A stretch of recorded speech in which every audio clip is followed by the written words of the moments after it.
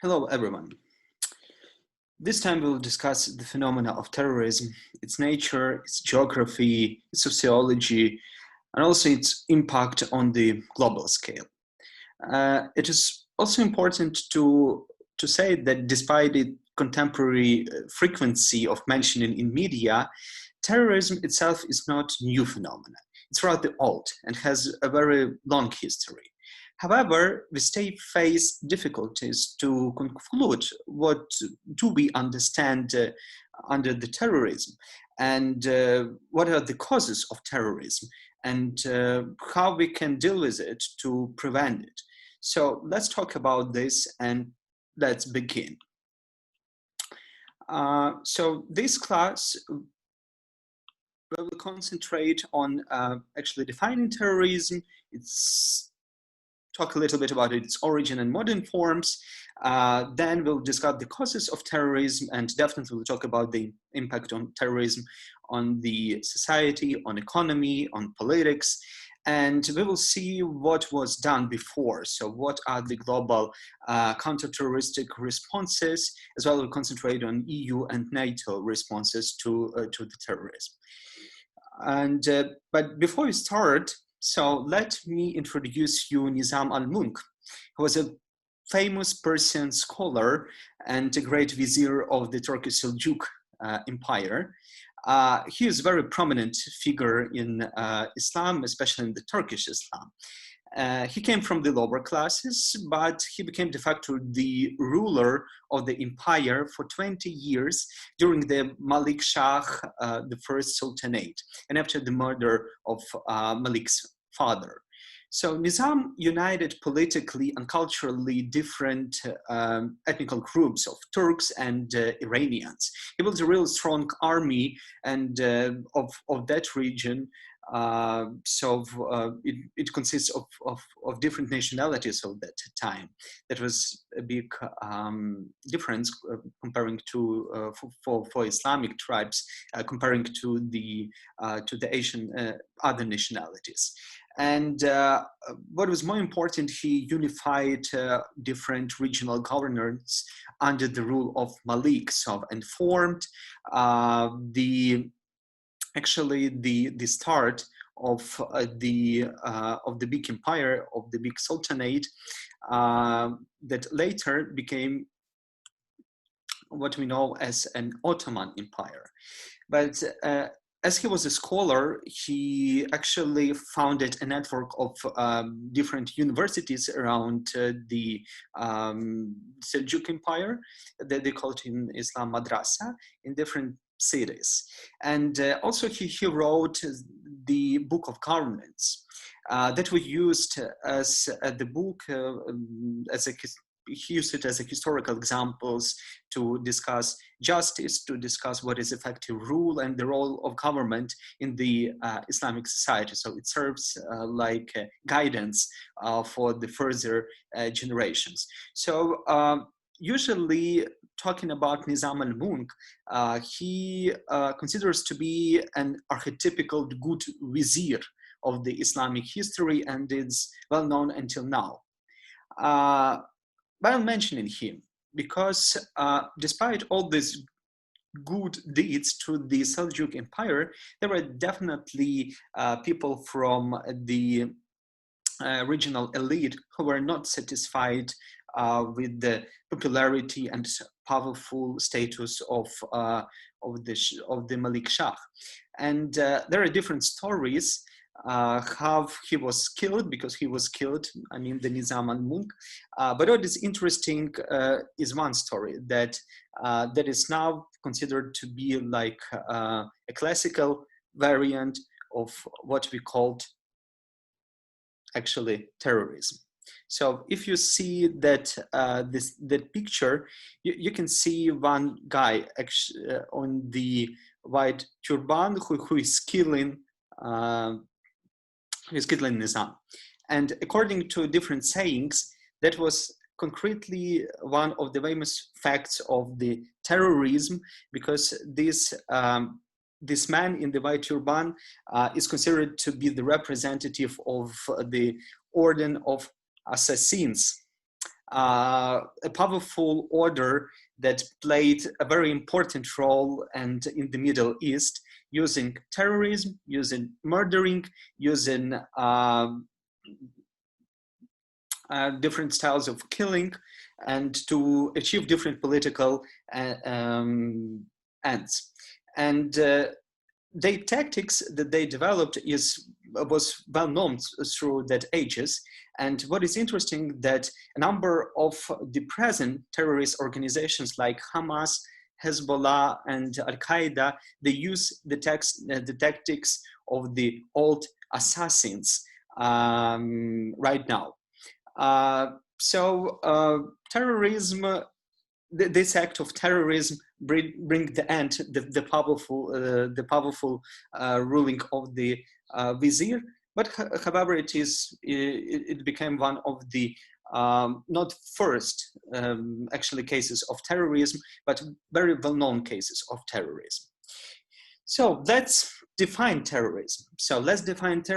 Usually, it is important to note that there is not the single understanding of terrorism. But however, in the scientific literature and academic, and especially in the legal literature, we understand terrorism as usage of violence or of the threat of violence in the pursuit of some political, religious, ideological, or social objectives. Usually we understand that these are some acts that are committed by the non-state actors. However, there could be a special troops serving on behalf of government and actually doing the act of terrorism. And what is also important, it's reaching more than the immediate target victims, but also a target consistent of the large spectrum of society, bringing the visibility that the country or the government is not sustainable enough, so it is fragile. And this is one of the mostly political and ideological motives of the terrorism, to bring more fear and to show the inappropriate ability of the government to secure the current situation. So terrorism is not a conflict, it's not a war. However, it usually happens during the armed conflict. It is also not an act of the self-defense, because there is no an idea behind that. And usually, talking about terrorism attacks, there is an idea behind that. It is also not attack on the combatants. It could be, but in the major cases, then attack on the civilians, or like the infrastructure. So this is not the classical military to military attacks. And this is not war damage. So it's not caused by war. However, the main idea is to actually to hit the civilian infrastructure one more to gain some political or ideological objectives. So usually terrorism is very connected to the freedom fighters. However, this is not the same. Sometimes freedom fighters can use terrorist methods, but not always terrorists are freedom fighters. Because the first terrorist characterizes a method. So terrorism itself is not, we're talking about terrorism as a phenomena, as a global phenomena, but itself it's a method, how you behave with your weapons, with your ability to do violence. While freedom fighters is actually a cause, yeah, to gain freedom. So in many cases, it could be connected, but this is also not the same. And actually, this Venn diagram is showing really greatly like the main understanding that are mixed together in terms of the present contemporary understanding of terrorism. So there are a number of different researches about the terrorism and a number of tries to define terrorism. Why it is important? Because it's actually, as a crime, it influences the legal systems. And without the joint understanding, there could be many tricks, as we actually faced in a number of the Middle East countries, where the terrorist groups could be hide from the persecution because of the some legal peculiarities of the states. So Michael Watson defined terrorism in the deliberate killing of the innocent people at random to spread fear through a whole population and force the hand of its political leaders. And as I told, there are a number of different understandings of the terrorism, and I will actually quote here the one research that of the Alex Schmidt and Albert Jungmann from the University of Leiden that have done a research. So then they collected more than 109 academic and official definitions of the terrorism and analyze them in the main components. So what they found that despite the differences in understanding, so there are certain elements that are still present while talking about terrorism. So they found that the element of violence was included in almost 83.5% of the definitions, and political goals were defined in 65%, while 51% emphasized the element of inflicting fear and terror. And only 21% of the definitions mentioned the indiscrimination targeting, and only 17% included the victimization of civilians, of non-combatants, and people outside the political war. So here it is important to state that actually, besides all these definitions, what is clear enough that, and I even pointed here, that the use of violence or the threat of violence is what usually people agree while defining a terrorism. And actually, there are a lot of misunderstandings here. What to stress, and on which to build our understanding of terrorism. Should we define it in the terms of its aims, or by methods, how it is done, or both of them, or neither of them? Could states be a part of the terrorist agenda or not? Or usually we understand like the non-state actors who are doing that. What about the special troops, and so on and so forth?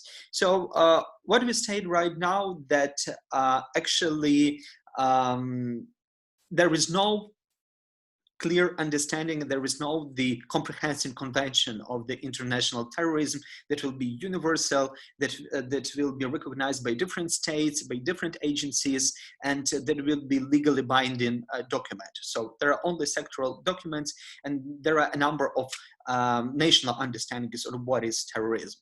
So the United Nations in 1994 have done first try to make the universal understanding of terrorism, and you can see it as a criminal act intended or calculated to provoke a state of terror in the general public, in group of persons, of particular persons for political purposes, are in the circumstances of unjustifiable, whatever the consideration of political, philosophical, ideological, racial, ethical, religious, or any other nature they may be involved to justify them. So very full understanding of terrorism, however, it's very difficult and very complex.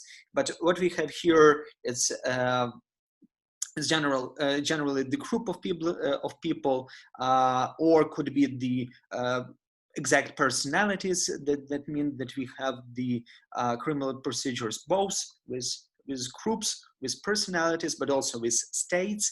And there is not important the reason of the terrorist attack, rather that the influence that a terrorist attack is made on the society. And in 2004, the Secretary General of the United Nations had also done the try to understand terrorism, and it is concluded that it is a criminal act intended to cause death or seriously bodily harm to civilians or non-combatants with the purpose of intimidating a population or compelling a government or an international organization to do or to abstain of doing some acts. So you can see here there is something different. So the reason was put it aside, but actually one more, the outcomes, the idea of the terrorist attack it seems to be more important. And as I'm told, there is no the comprehensive convention. However, there were a number of different tries. So this is one of the greatest challenges to contemporary international law and also to the national law, to define concretely terrorism, to use its term, put it into the national legislations, and use it as the kind to at least, if not prevent, but do the judgment, to do the criminal procedures over the acts of the terrorism. So NATO understands terrorism as unlawful use or threatened use of violence or force of violence, instilling fear and terror against individuals, property, in attempts to coerce or intimidate the governments or societies, or to gain control over the population to achieve political, religious, and ideological objectives. So what is interesting here, that the infrastructure was put it together with the people. So EU actually made it understanding the criminal offenses set out in a list consisting largely of serious offenses against person and property. So also property is here.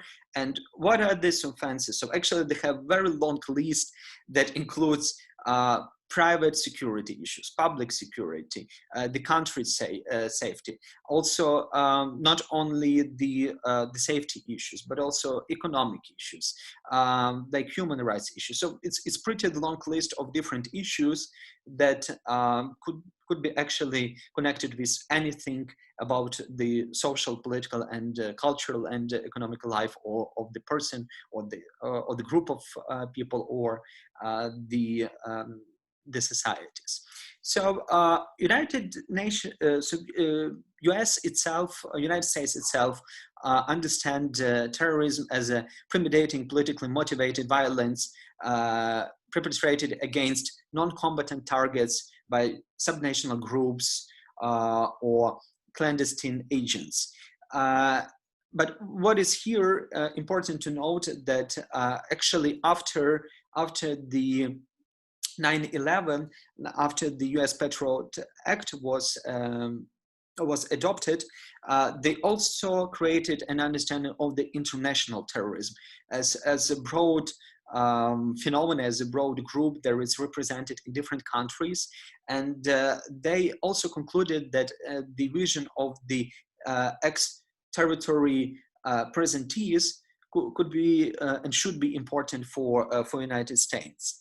So you can see here that especially after the US Patriot Act was adopted, so terrorism in different United States agencies, and what is interesting here, that different state agencies within the United States have to some extent different definitions what they understand it. So finance services will understand like more economical issues, while for example Pentagon will understand something different. However, as I told, it's all comprehensively covering different parts of the social life. So as I told, despite of the definitions and what we presently understand it is not the new phenomenon. It's very, very old phenomenon. And actually the first origins are connected with the Jewish Sicarii who attacked Romans and Jews during the first century in Jerusalem during the first Jewish-Roman war. So that was a specially trained group actually that influenced probably the style as later the assassin groups under the leadership of Hassan ibn Sabah, the leader of the Ismaili sect of Shia, was using the same principles of the very not opened but closed organization and well-trained military organization who was doing different attacks mainly on the political leaders, on some of the people who have the power, like showing the insecurity and the problems in security within the country. We also know that to some extent the terrorism as method was also used by Japanese ninja, or how they called in Japan shinobi, that was spread in Japan since the 12th century, and they also carried out different secret tasks that usually the professional warriors, samurai, wouldn't do. But in more modern, so there were different examples during the whole human history of what is terrorism and what are the terrorist groups. But actually, the modern understanding of the terrorism, as we understand right now, is coming from the French Revolution. So-called the reign of the terror, as you know by history, is a period during the French Revolution when the Committee of Public Safety it was created and led by the Maximilien Robespierre, was ruling in Paris and in France after the abolishing of the monarchy, and they were simply using different massive arrests and executions of the supporters of the crown. And officially, they didn't recognize it by a different elite, and especially the leftist elite and the socialist representatives of the French society. So that they named them as the terrorists. And so this, to some extent, was actually the first such language of terrorism was used, and the present understanding was created. And we may see actually that our society, the 21st century is one of the let's say the warm waters for the terrorism, but not. 19th century was actually mostly influential in terms of the creation of different terrorist groups, because many of the different revolutionary radicalism that existed in the number of societies, in the particular the emergence of the anarchism as an ideology, and a very radical ideology, some collectivist, socialist anarchists, and also anarcho-communists that were really popular in France with the communes, and then in Germany, and in the number of the states of Europe. We also, I'll point and stress here a few interesting mentions that in 1859, actually the Italian patriot Felice Orsini, so he threw several bombs in the attempts to assassinate French Emperor Napoleon III, striving to fight and let, because he was considering that Italy cannot unite because Napoleon was, and the French power was too present in Italy, so the different regions can create a single state. And according to this attack, 8 people were killed, Napoleon was not killed, and 152 people were simply injured. And this was a great inspiration for the for keeping this tradition of killing political leaders. And that type of killing political leaders, and it was coming from the assassins, they simply was kept until now. So the killing political leaders is one of the ideas of the terrorist attacks.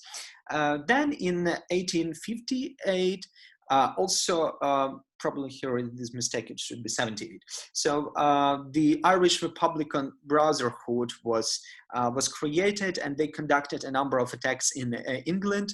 So, and this group initiated the Fenian Dynamite campaign in the 1889, and so they used the explosives, different explosives of the civil infrastructure and the buildings, and with the express aim of sowing fear in the very heart of the British metropole, in order to achieve their political gains, fighting for the independence of Ireland.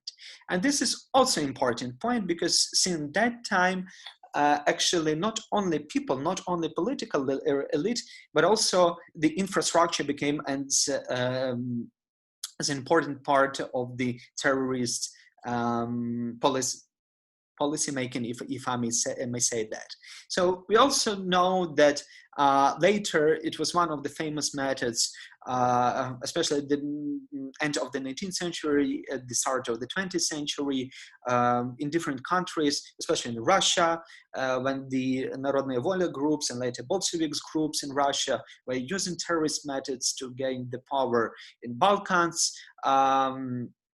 Fighting with the official governments before the First World War. And actually the famous start of the First World War, 1914, the assassination of the Archduke Franz Ferdinand of Austria-Hungary by the Serb Gavrilo Princip in Sarajevo. Then we can name during the interwar period and after-war period, Second World War period, a number of cases when different groups, especially fighting for freedom, this is how connected to the freedom fighters, and that's what I told, that sometimes it could be mixed together. But for example, but not always. But it was popular within the interwar period and after-war period. For example, Ukrainian nationalists in 20s and 30s used terrorist method to fight with the Russian and the Polish governments to gain the Ukrainian independent state. And later, the Ukrainian insurgent army was fighting against the Soviets, against the Germans, to gain also independence in 40s and in 50s. So, and later on, it was simply spread within the Asia and Latin America during the the war for independence. But most commonly, we are thinking about terrorism as the phenomena and the terrorist attacks, talking about the 17th, and that was the modern splash of terrorism as a result of the Israeli-Palestinian conflict, as a result of the Northern Ireland conflict, Basque conflict, conflicts in Indonesia, in Southeast Asia, in Iran, Iraq, and different countries of the Middle East.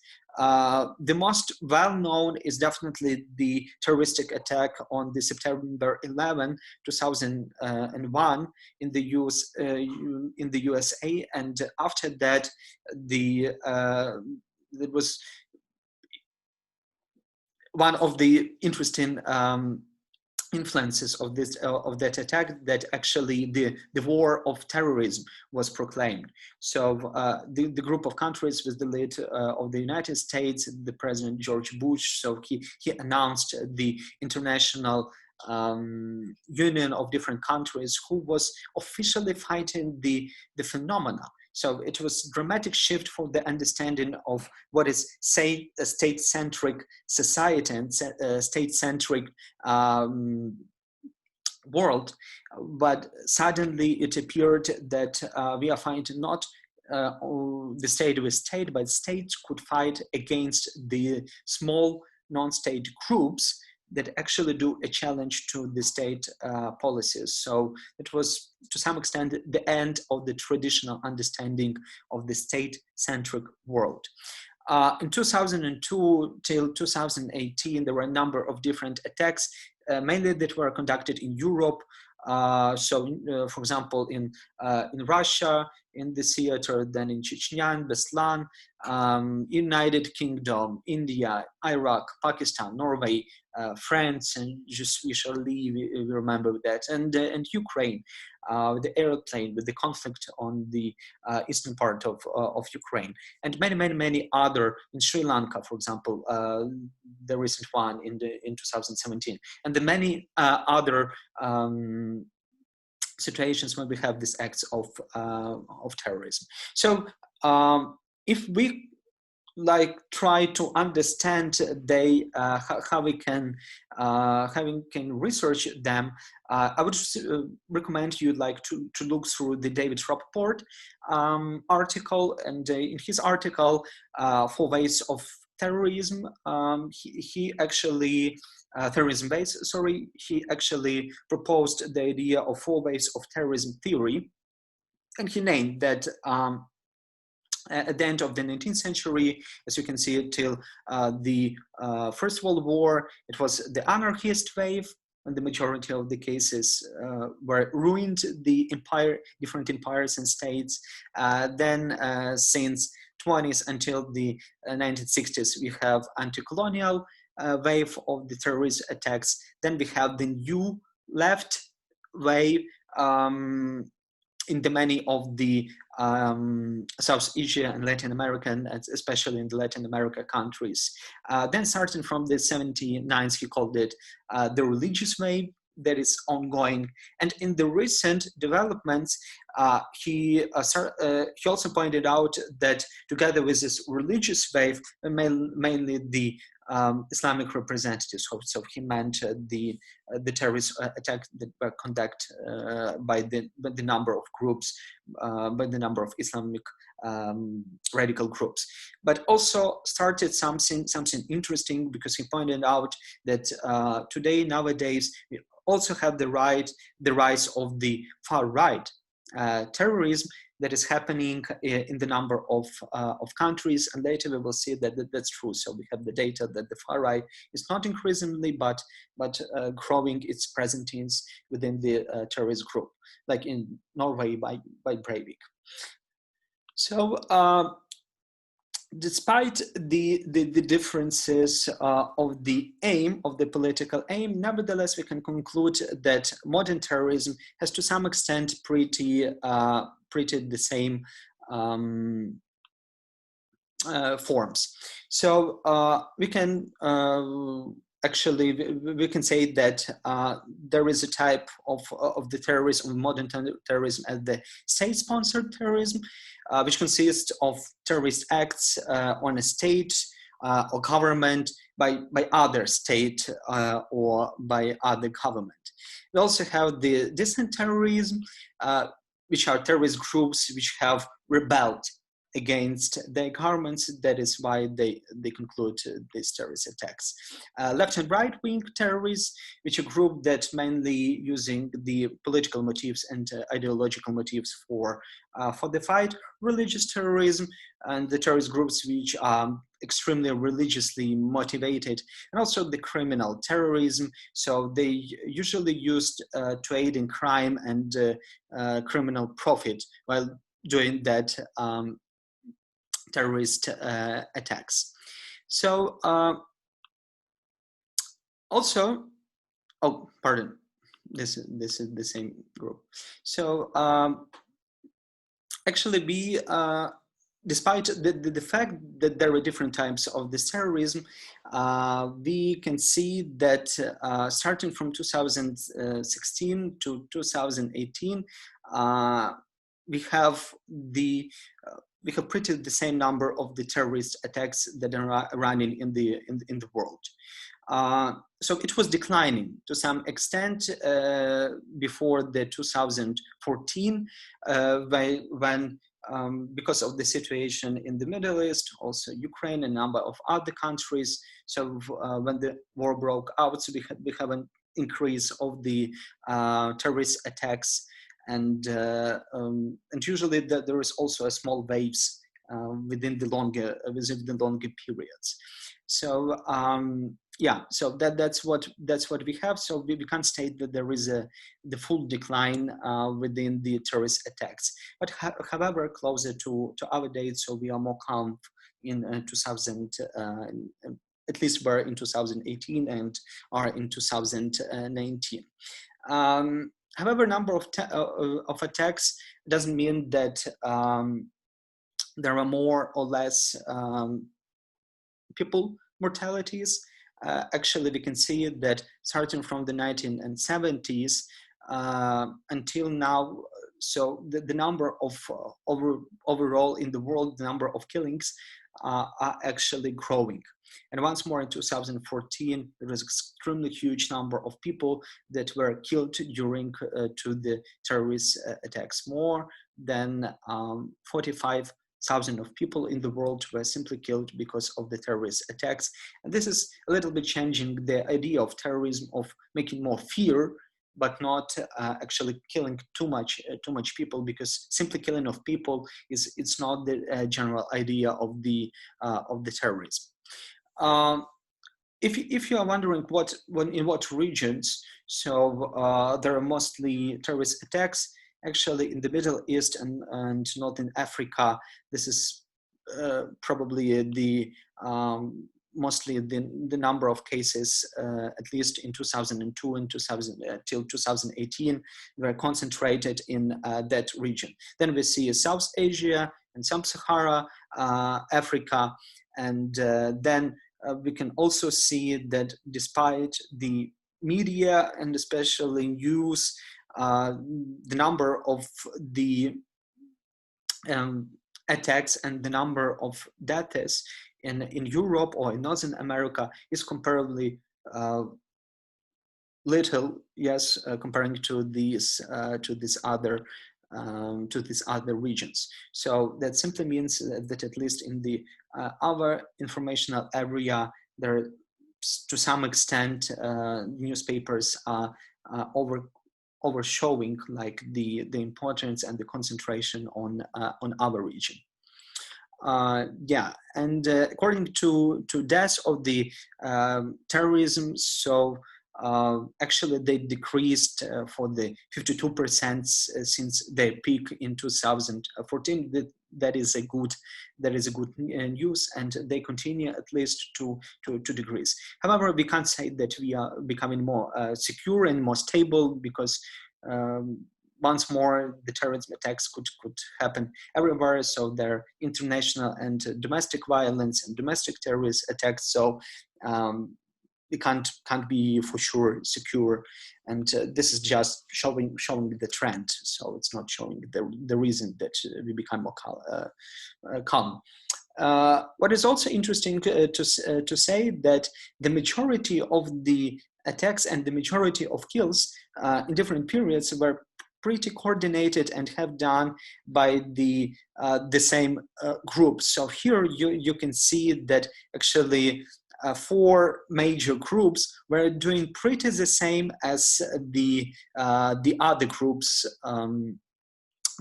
over the world.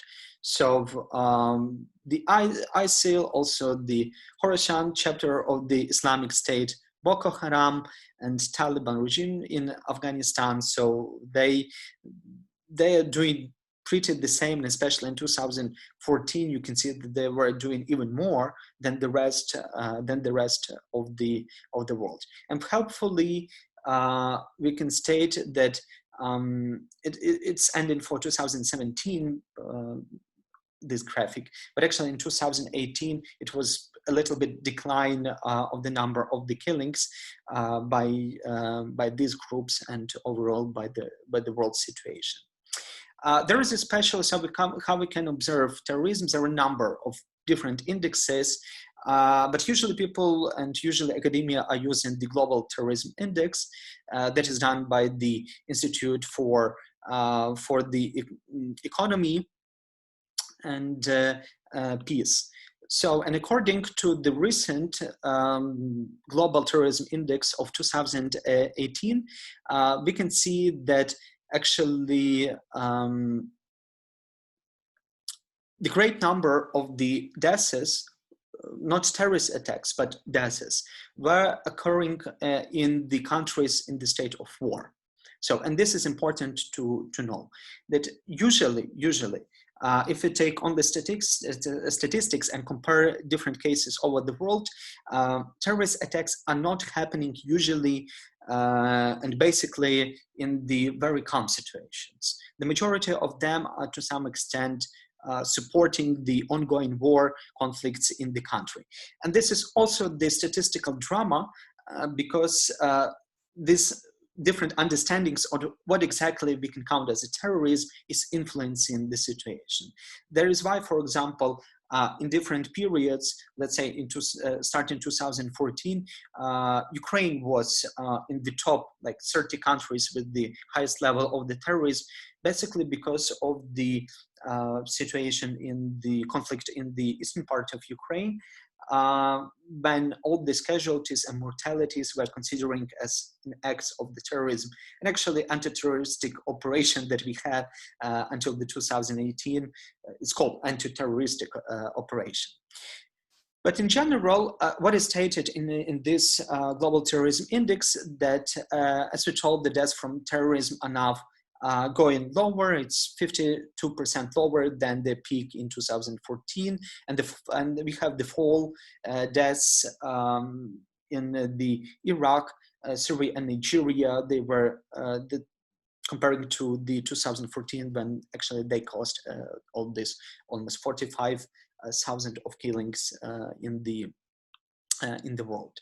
But despite the fall in total deaths, the number of countries affected by terrorism is still pretty high. So 71 countries recorded at least one death from terrorism in 2018.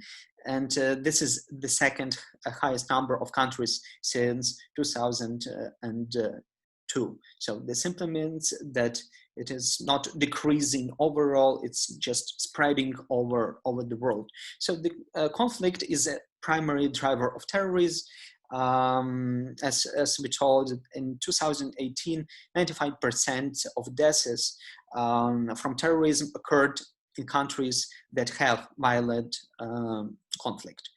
Bombing and armed assaults have been the most common types of terrorist attacks over the past 2 decades, compared with the other formats of and other methods of how terrorism could be done.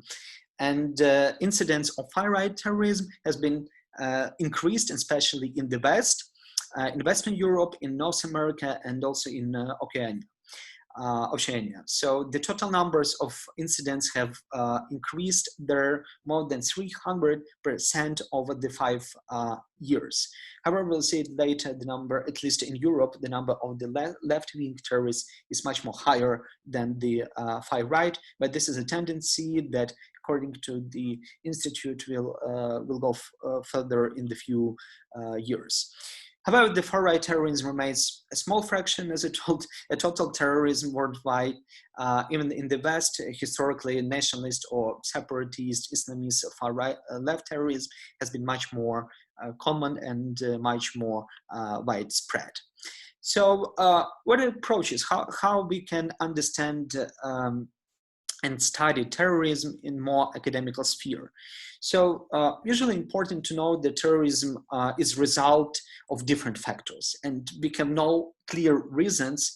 And actually we take these issues and global issues that are not very simple. So they are of the complex nature. So usually there are no 2 or 3 factors that cause this phenomena. There is a very complicated system or network of these factors. But if you're talking about terrorism, so mainly these are factors of political, ideological, economical, religious, sociological, psychological, and even there are some research that showed even the physiological factors that caused terrorism. So the most widespread idea is this is a psychological factor, that the person is born to make a murder. So, and there are the natural likability to the murder for the people who are born in that way. And it is considered, and it is important in terms of the policy making. It's simply to identify these people. That is why the psychological health and the mental health is #1 issue in the number of the schools and universities and companies, like simply to identify the possible to help people, but also simply identify the possible terrorism. The sociological is an idea that person is actually constructed by the environment. So they simply mean that sometimes under the conditions or of the environment or the society, the terrorists could be created. The terrorist ideas could be shared. So this is why we need to study what can we do in terms to limit the negative influence. Russell and Miller, in their research profile of the terrorists, despite it's old, but the majority of the good books were created actually in 70s and 80s, even pointed out that the universities are the major recruiting group for terrorists. And this to some extent is true, because in the 70s and 80s, there were a big amount of the so-called ideological terrorist groups, especially in Europe and in Latin America, and they were simply connected with the university life. Also, we can understand, like, and we can try to analyze terrorism. It's more in more of the political way, and different political scientists, they have studies, they have studied that issue. And for example, here I will just simply count the research by the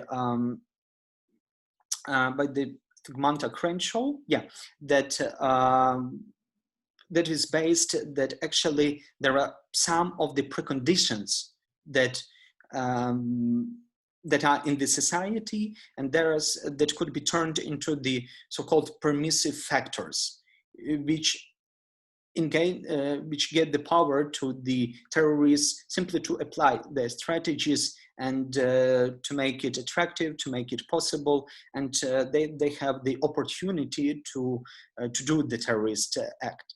So such permissive causes, they usually include different types and different kinds of the problems that still exist in the society.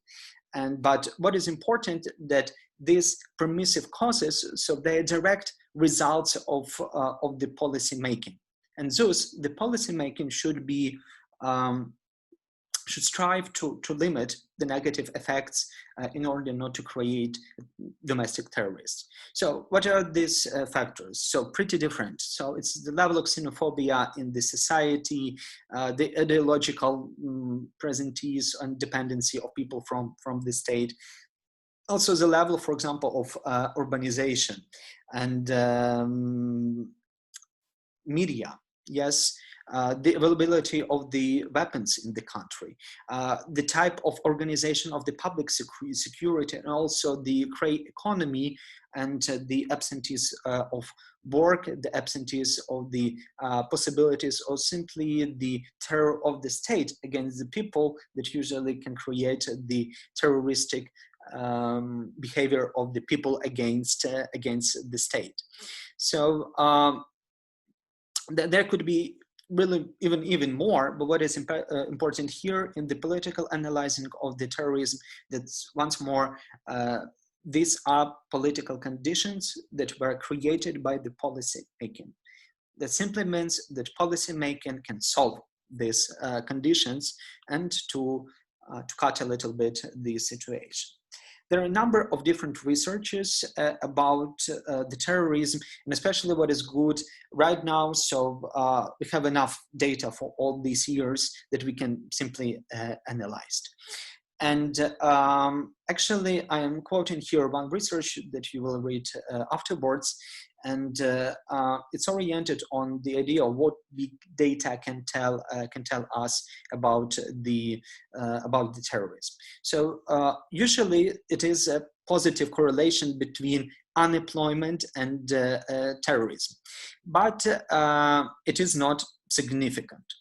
So all these researches that they suggested that the poverty is a major cause of terrorism, and poverty is very interesting variable, and but the trick is that actually it has a number of different variables within it, and actually unemployment usually is connected with poverty, and it really can cause citizens to use the terrorist ideas or ideology or conduct terrorist attacks to fix their problems, or otherwise to take their problems out on the government to speak about it in the forms of these attacks. But usually analysis is showing that we have this positive correlation. So the higher level of unemployment is, the higher number of the terrorist attacks are in the society. However, as I told, it's not significant. But what is significant is the positive correlation between the social inequality and different terroristic accidents. So actually, social inequality could, to some extent, be a good measure of the poverty, and there are many of the political theories and social theories that simply show that social inequality within the country is indeed causing, to some extent, the terrorist attacks. So state can fix actually this problem in order to decrease the terrorism activity in their countries, and the many aspects of the basic human needs and rights are connected to the inequality issues, like access to the education, access to housing, access to the good governance, to the judicial system, let's say, to the transportation, to having some goods and services. And this is a direct what governments should do in order to behave in the country. So that simply means that this is the natural task to limit, actually to fix this problem in order to have the lesser number of the terrorism. We also see the negative correlations between the respect for human rights and terrorist attacks, and once more, it is significant. And it's very obvious, because respect for human rights plays a large role in our society. And once more, it is the job of the government to ensure people are receiving all the necessary care and, let's say, resources. And when it doesn't happen, it causes that the people are not satisfied and unchecked by the government, and especially could be even worse when the governments ourselves, especially totalitarian governments, are source of violating human rights of people. And the results of this that is the radicalization of the society and the increase of number of the terrorist attacks that could take place. So if state fails to protect the very basic human rights standards and to give the necessary access to the possibilities within the country, that simply there is a logic that why citizens should do this, should stay calm, and they can do pretty much the same. So not justifying them, but just showing the logic of that. One of the interesting ideas is about that there is a negative correlation between the democratization and the terrorist incidents, and it is significant. However, the trouble here is that mostly democracies are attacked. So in one case, that simply means that if you are a successful democratic country, that pretty mean that you will not have the too much of domestic violence. But on the other hand, you will have it because you are successful and because you are rich. So that is why the number of the majority of the terrorist attacks, especially the international terrorist attacks, not domestic, are happening in the rich and liberal democracies. There is also a negative correlation between the school enrollment and study years spent and terrorist incident, and it is significant. And this is a fantastic thing because it's simply showing that education matters, and the more educated you are, the better conditions you can have. And if you are not, if you have the possibility to use your skills and to use your education, that simply means that you will be not engaged into the terroristic attacks.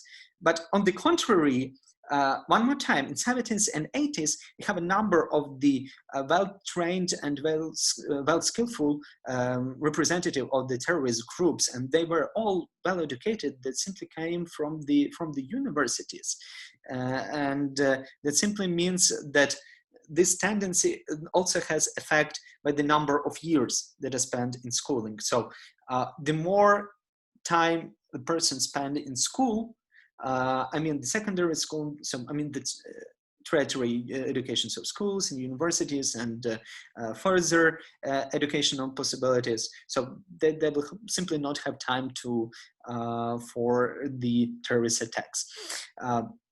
Possibly such explanations. And what is also interesting that there is a pattern between the predominant religion of the nation and number of terrorist incidents. Indeed, if we see and if we study the statistics, study the data, we can see that the majority of cases were conducted in the or by the representatives of the radical Islam. However, there is a number of researchers show that it's not religion itself. So religion doesn't cause this effect. But actually all these factors that are happening in the countries that are developing, or in the failed state regimes, or in the countries that are in war, are actually causing the effect when predominantly these nations are of the these are Islam countries. Sorry for that. However, once more, this is not because of religion, but because of the complexity of the cases, and especially the development cycle of these countries. And these are possible causes that exist, and once more, they're really complicated and complex and in one case we will have the main factors that are playing a role. In the other cases we can have the other factors. So this simply means that studying terrorism, and especially studying terrorism in the regions, in the countries, we could not have the predominant universal theory that these or that effects are causing the cases. Yeah, we should study exactly entirely any case of the concrete country. But what are the impact of terrorism? They are pretty the same. Impact on politics. What is important here to note that, for example, the security service in Israel is stating that the fatalities and injuries from terrorist attacks since the 1967 war would barely deserve a separate line in the national mortality statistics if their significance were purely quantitative.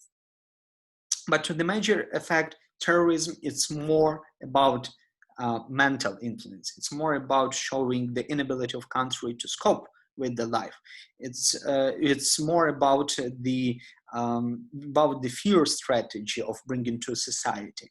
That is why, despite the small number of mortality or morbidity, actually terrorism is a serious problem.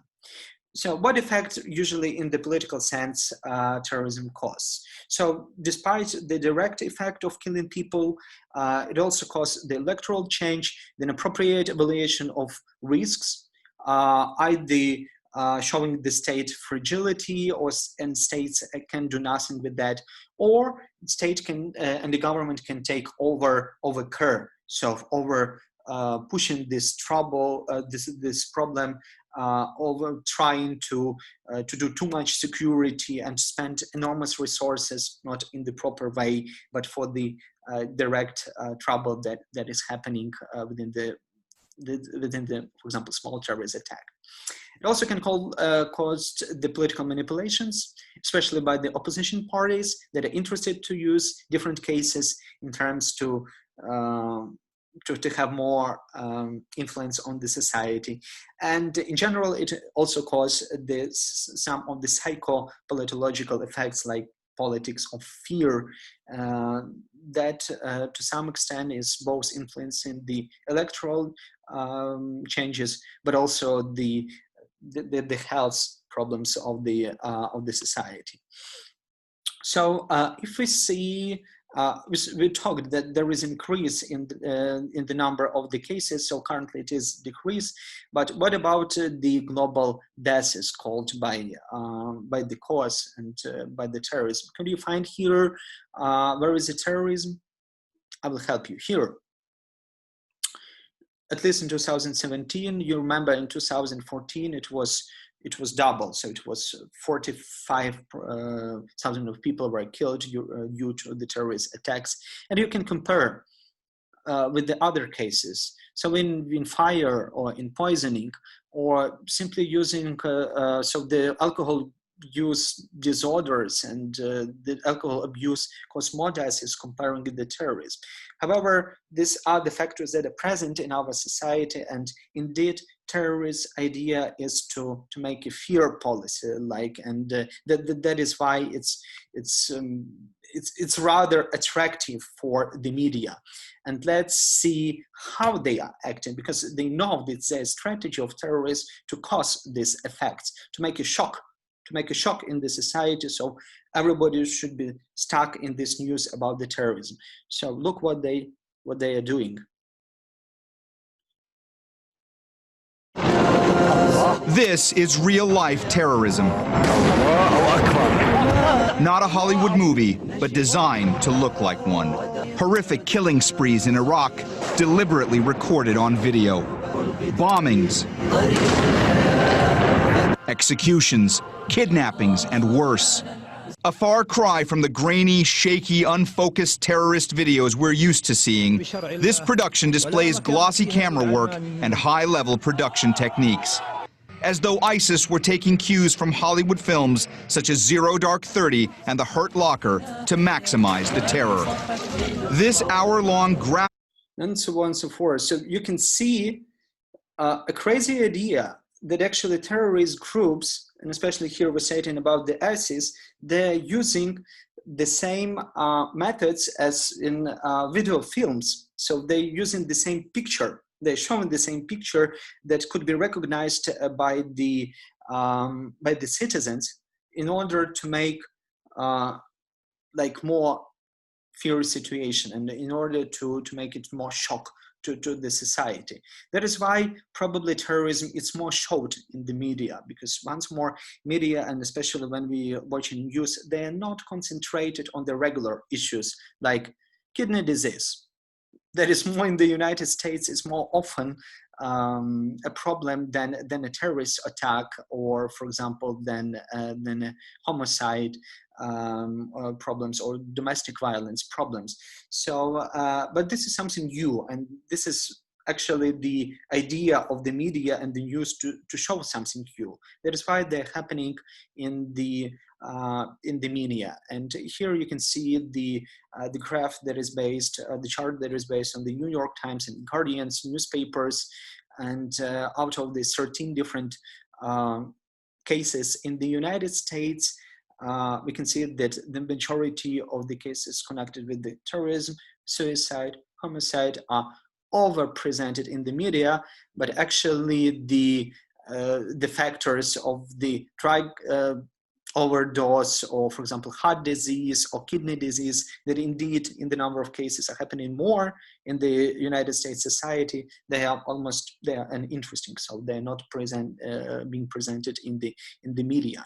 And this is happening especially because of the influence of the major media sources. So you can see the comparison once more in the United States, that in the number of cases, so major media sources that are read by people, that are concentrated on the big audience, they're trying to show and overestimate the importance for the life, exactly for the people of such tricks. So once more, I'm not telling that terrorism is not important. So it is important and it is influencing, but it actually has an effect on the society, psychological effect. And indeed, due to the media and due to these shows that terrorist groups are showing for us, it is to the major effect overestimated in our society.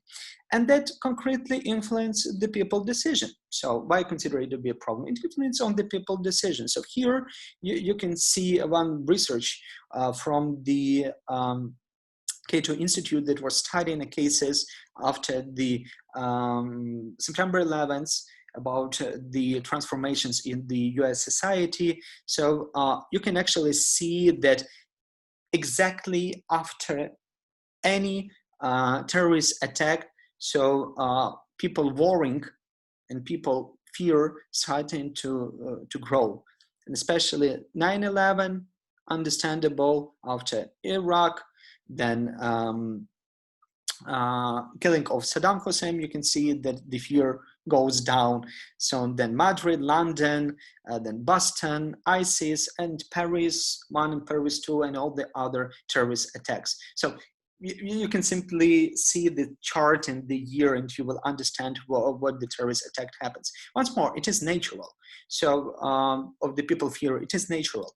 But this is how the society penetrates like this big politics and make it a part of their personal life, even if they are in the other region than in Europe. But this still the situation is influencing them. And why it is dangerous? Because the share of people who are worried about terrorism is growing. It's growing annually, and you can see for 2014, almost the majority of the European countries, so it's not all countries are present here, but actually in the majority of the European countries, North America, the level of the people's worrying about of the terrorism was very much great higher, so more than 60%. And even it is harmful in the cases that are not connected entirely with the number of terrorism. So if it once more take it more statistically, we can see here actually the relations between the people who are worried within the real death cases from the terrorism. And you can see that, for example, in the number of countries like the Netherlands, Sweden, and Germany, so they are worried much lesser, for example, than the United States, but they have almost the same level of the deaths from the terrorism. Well, for example, countries, so this is world, this is Ukraine, and the countries like Rwanda, when they have the real case of war, but even in that case, they are troubled in terms of the terrorism. But actually, in the most cases, Iraq, so they have the higher level of the worrying, and but these are all countries here that indeed has either war or they have to some extent the terrorist attacks. However, comparing to the annual deaths from so the number of cases is not so high here. And this is why it is important, because it is influencing the political behavior. So there is a very good research by George Monano and John Jost, so in 2016. So they were studying the psychological effect on the actually on the September 11th, 9/11, and their influence on the political choices. And what they noticed that indeed there is such effect. So people a few months after the 9/11, so they were more close to the simple solutions. The level of xenophobia raised in the society, and also they used more exclusive social practices. And what is important, they were all oriented on the strong leadership, and it's natural. Once more, it's natural. However, what is interesting that this effect also caused the change of their electoral preferences. And this effect was going more than 1 year after the situation. Another research by Paul Neil and Ian McGregor in 2004, so they were annually studying the in the DC area, actually it was not only DC area, so It was a number of states. I don't remember exactly which were states, but New York, DC, so and Illinois, so they were present there, and they were trying to see what are the political attitudes, and and the same people were simply asked and tested for the number of years, one more.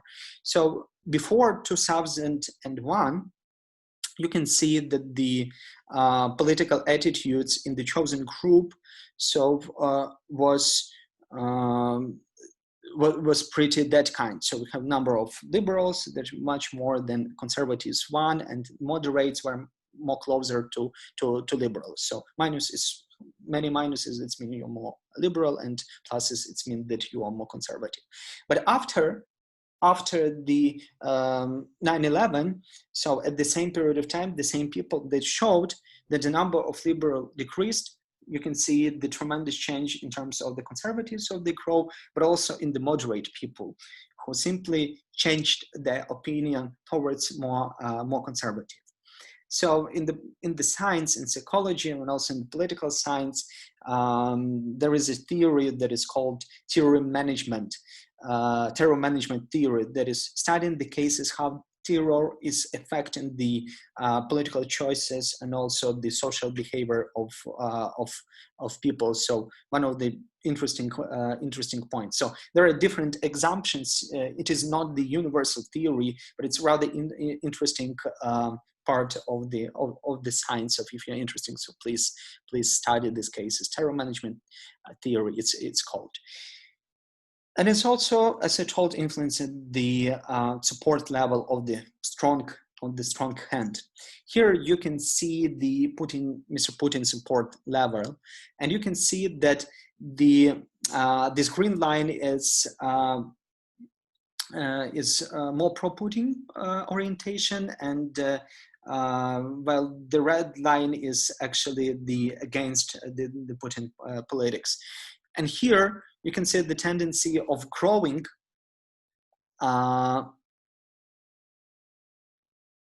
mostly all the peaks are connected with some of the events that were happening in Russia. So the terrorist attack, one of the before he came, the terrorist attacked in the theater Nordost. Then you see the number of peaks that are connected with the Chechen war, then Georgia, then for example Ukrainian war and growth here. So this is how the authoritarian governments can use this fear, can use this anger, can use the stories making the victim, also showing the terrorism threat that could come, and overall to keep their power within the society. So these are not the casual effects, but actually there is a good connection, and definitely we can see it in the number of countries. Besides the political effects, we also have the influence on the economy. And in general, it's very hard to estimate what exactly the cost of terrorism, because it has different impacts. So directly on the loss of people's life, but also effects on the economic trends.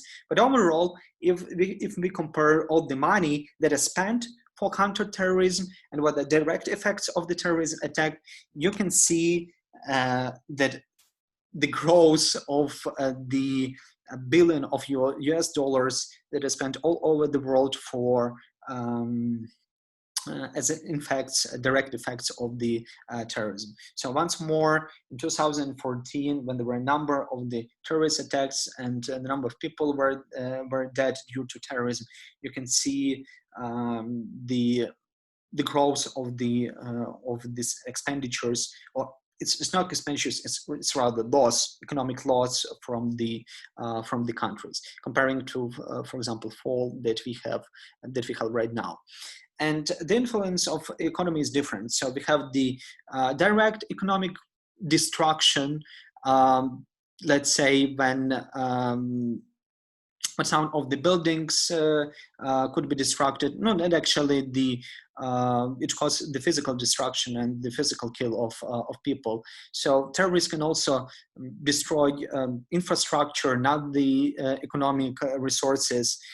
They can blow different, let's say, manufacturers, roads, churches, and one more, it's unpredictable because it's not the state of war.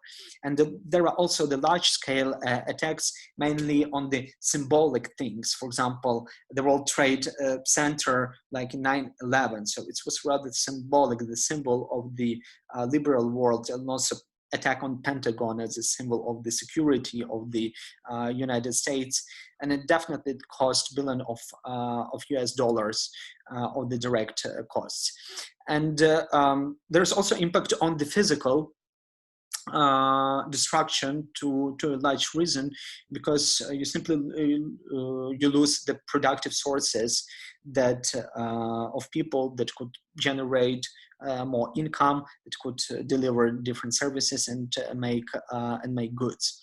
So, but also what is important here, that besides that, you're also losing money, because money is spent more for defense and for counter-terrorism. And none of this creates expenditures, create wealth, creates more prosperity, because you simply spend to protect yourself. And this is what in economy is called the broken window fallacy. And if you are spending not on the proper way, but you need it, so your window is broken, so you simply need to repair it, and it's not causing it's not bringing you wealth.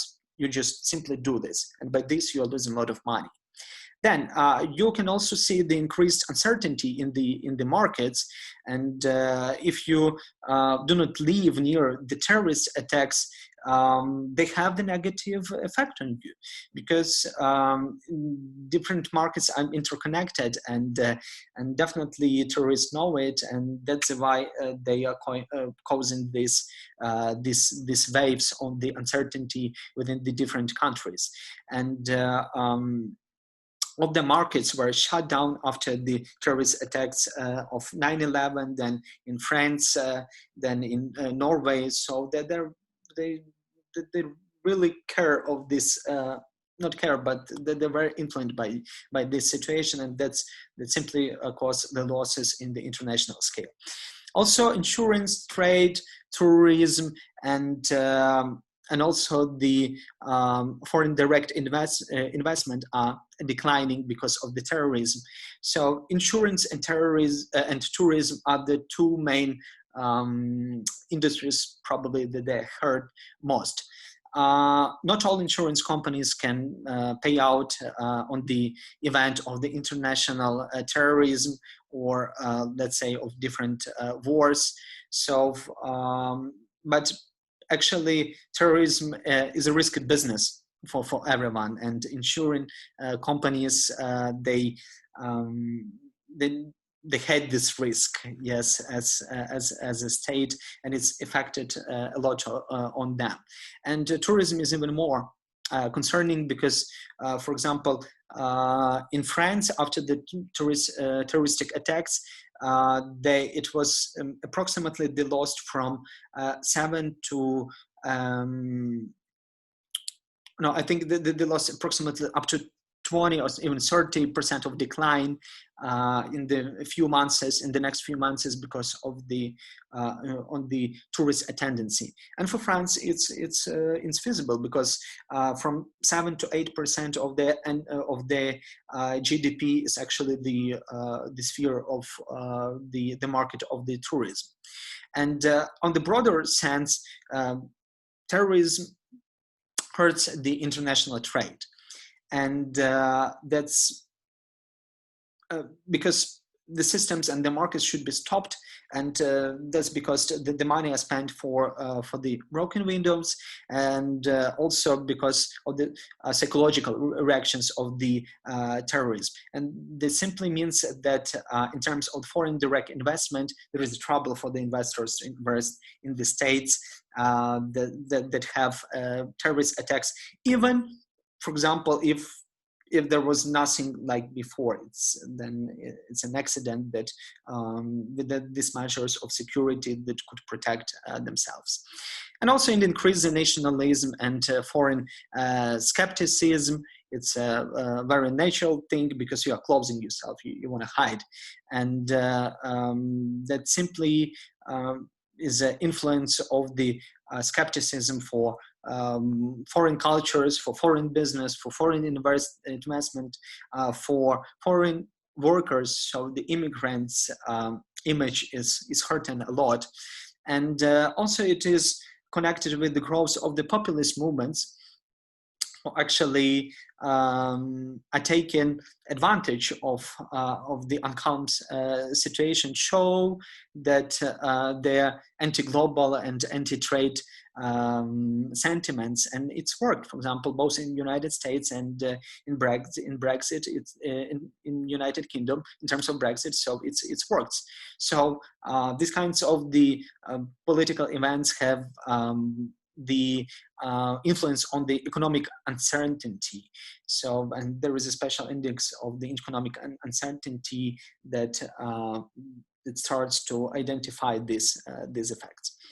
And it's caused more populism and more protectionism, especially far right populism, because it's connected with protectionism that is happening in the country. And that is why you can see that the countries are closing themselves, some starting from 2008 and more here, and especially after the 2014, we have the number of the harmful protectionist policies that were taken globally. So directly Syria is working in that case.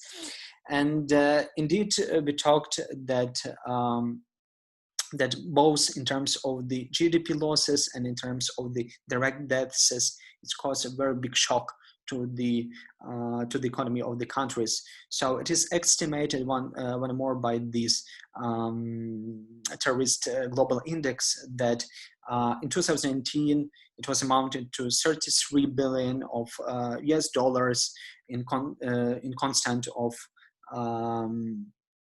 the PPP terms, and the decline of the 38% from its 2017 level. And more directly, there is also the calculations that the estimated direct economic loss of this 9/11 terroristic attacks, if you take everything like indirect cost for the stock market and lost for tourism, so the overall total impact was up to 2 trillion of US dollars. That is huge for the United States.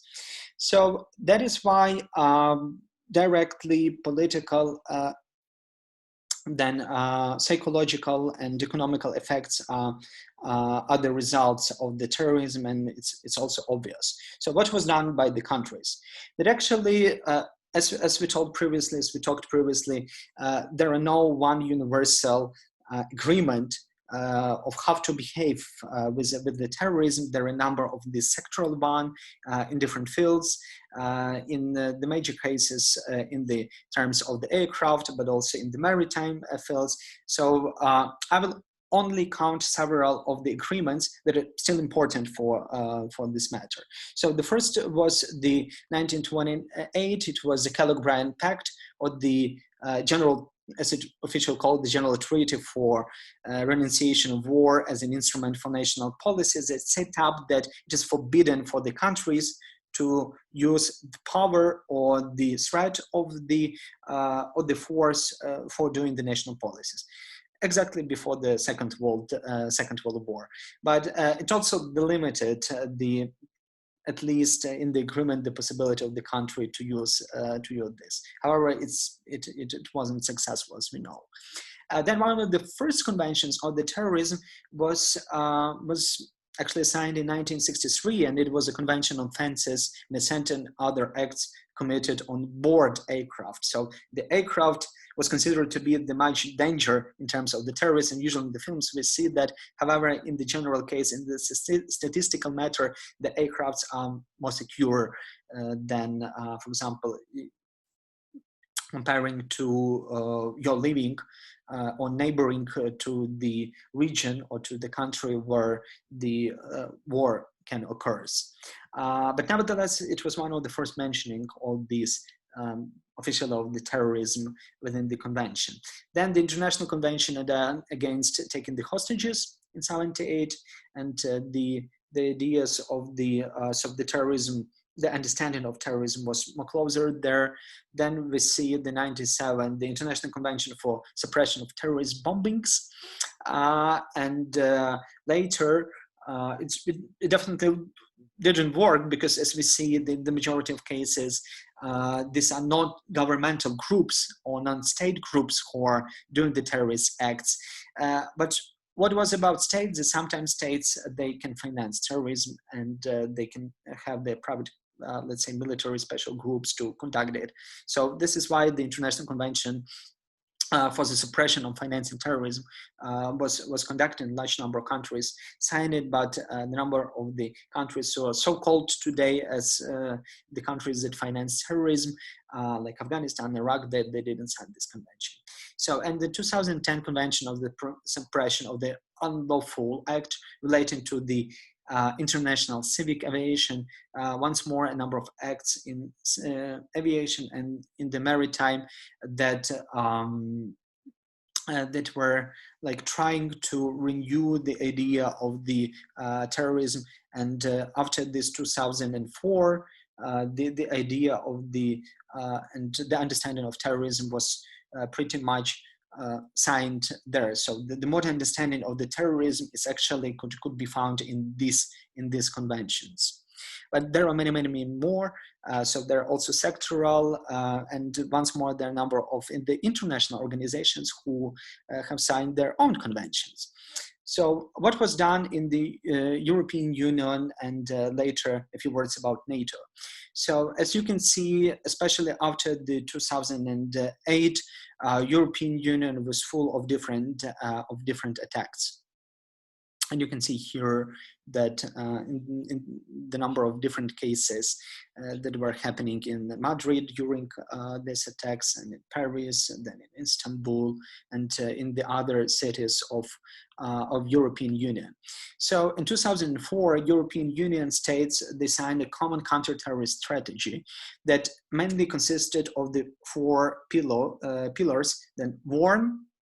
It's like the strategy for counteracting radicalization and recruitment that was signed in 2008, and different single acts using the social networks were also signed. And the main idea in terms of war is just to have the common ground in terms of the securing of the border, also informational exchange between the countries members of the European Union, because once more, the national legislation is different. So that is why they have to conduct the international agreements to make it possible, for example, that what we saw during the attacks in France, when the terrorists ran away from the territory of France somewhere else. And because of this harmonization of the legislation, it was possible for the police, different police services, national police services and local police services, like to form a common group trying to investigate and to prosecute the terrorist groups. So protect.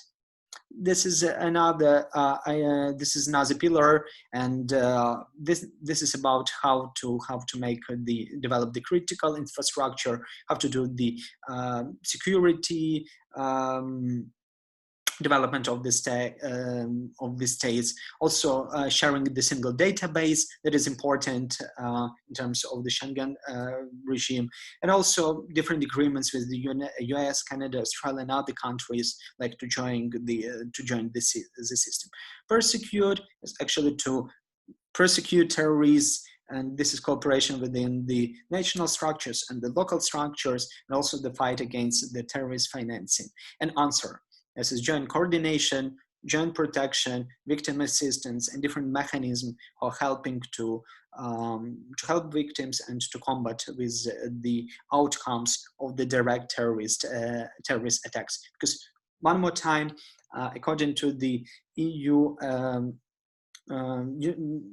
law, So national laws. So if the country faces terrorism, it is basically their problem. However, these ideas and the EU level is helping them, different countries, to coordinate their activities in order to help and secure situation in the countries. And in 2017, it was the new understanding of the European security that is called PESCO. So this is a new format of the cooperation between the European states with separate budget, and it's mainly the military cooperation. However, counterterrorism is essential part of this program, and it basically was done because of the this threats that were coming from Europe. So we can see 17 years is just direct result. And due to these actions, actually, we can see that in the number of cases, so please compare the number of attacks that were actually happened, yes? And people, for example, killed here, and attacks that happened and people killed, yes? 191, then you see 103, like in Istanbul, okay. In Paris, 130. But actually, if you compare with those attacks that were failed or were not completed because the people were captured, you can see that to some extent, this is pretty successful working procedure, and there is a EU terrorism report that is concentrating on these issues. And here, what is interesting, so in the number of cases, in the majority of cases, the separatist movements are probably the major number of the terrorist attack causes within the European Union. Once more, jihadists only 16%, and you can see the pretty high number of the left wing. But the right wing is also growing, but it's only 3%. There is a number of people arrested since 2014, so you can see the larger number of the crimes that were simply prevented. NATO, NATO is now actually very concentrated on the issue of not only defense but also counterterrorism. And well-known Article 5 of NATO was invoked for its collective defense clause for the first and the only time after the terrorist attacks on the September 11 of the United States. So all these other actions were actually the response. This is how the Article 5 was working.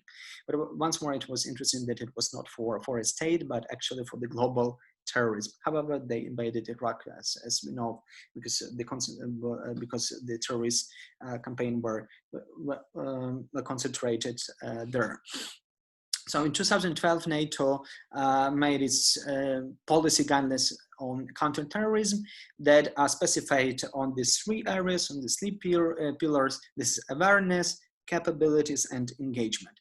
And in the awareness section, it's pretty the same as within the European Union. So sharing the information, training program, and cooperation within the different states. So in the capability, it's a number of different trainings in terms of counterterrorism, and especially the digital counterterrorism that is happening right now. So we can see some of their programs that are currently working.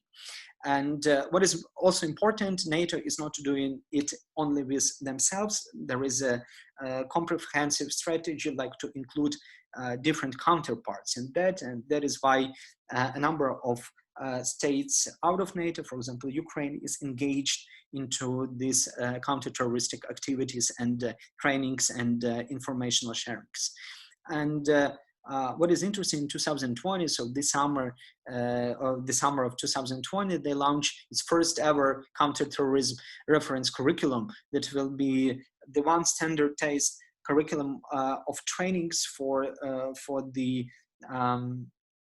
troops And for the professionals, for the all NATO states, so they will have pretty the same standards. And here you can see the list of different operations. So not all of them are counter-terroristic operations, but in each of these operations, there is a part that is dedicated to the counterterrorism in the area. So basically, this is how NATO is playing in that field. However, despite all these deeds, they're pretty much of the problem, because causes are really difficult to investigate what exactly is causing terrorism in the concrete situation. So that is why every case is pretty unique. The legislation is a problem, but also statistic, because all interconnected. And here we can see that even in the world statistic that is done by world think tanks and institutions, there are different evaluations and the different estimations of and different reporting about the number of the terrorism cases, number of people deaths, and it's really hard to come to the one conclusion, to the one idea and to one measurement system that will definitely help to understand the nature of terrorism and to prevent terrorism attacks. So this is one of the challenges that should be done definitely in the future. So to make it very short follow-up, terrorism is all phenomena. Well, it's very frequently used method. Terrorism is usually understood by the use of violence or the threat of violence in the pursuit of the political, ideological, religious, or social objectives. So there are different kinds of modern terrorism. Usually we define the state-sponsored terrorism, distant terrorism, terrorists of the left and right, then the religious-based terrorism, and criminal terrorism. There are different factors, because it's a very complex issue that actually cause terrorism attacks, and usually there is a positive correlations between unemployment, inequality, and terrorist incidents. So the biggest level of unemployment and inequality exists in society, the biggest number of the terrorist accidents are, but pay attention, it's not causal effects. Then we have the negative correlation between the respect of human rights, democratization, enrollment, schooling years. That means that simply if state is not broken, its state if is governing good, that simply means that they can influence on the situation. However, on the contrary, the majority of the terroristic attacks, indeed, not the majority, but I think that the mostly spread number of the terroristic attacks are happening in the liberal democracies, in the rich countries. Like, so this is the opposite like story of the development.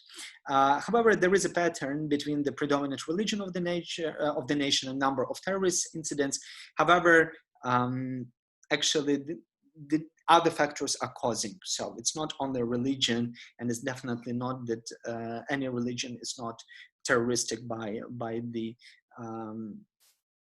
nature. And impact of terrorism is also different. So it causes the political and economic uncertainty, the direct losses in money, the electoral changes both to the neoconservative positions.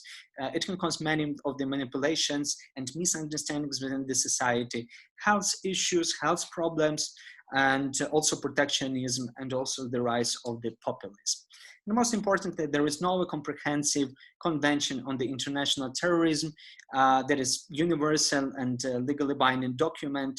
And this is a trouble, because it's difficult to analyze and difficult to collect data. And also there are different legal differences in the number of countries. That means even it is considered to be terrorist attack in one city, in one country, it could be troubles for the other country. So all these clashes and difficulties need to be studied carefully in order to fight with the terrorists. But one is more, it's very powerful mental influence on the society. That is important to work with that. How we can solve it, how we can reflect it, let's talk about it in a class.